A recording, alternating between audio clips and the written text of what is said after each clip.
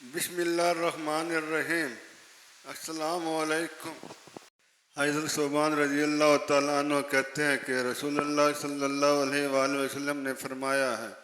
میری امت میں جب تلوار چل جائے گی تو قیامت تک اس کا سلسلہ جاری رہے گا، اور اس وقت تک قیامت قائم نہ ہوگی جب تک میری امت کے بعض قبائل مشرکوں میں نہ جا ملیں گے، اور جب تک میری امت کے بعض قبائل بتوں کی پرستش نہ کرنے لگیں گے، اور میری امت میں 30 جھوٹے نبی ظاہر ہوں گے۔ ان میں سے ہر شخص یہ خیال رکھتا ہوگا کہ وہ خدا کا نبی ہے، اور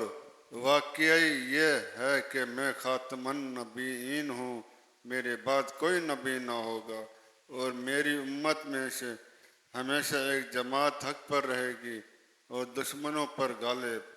جو لوگ اس جماعت کی مخالفت کریں گے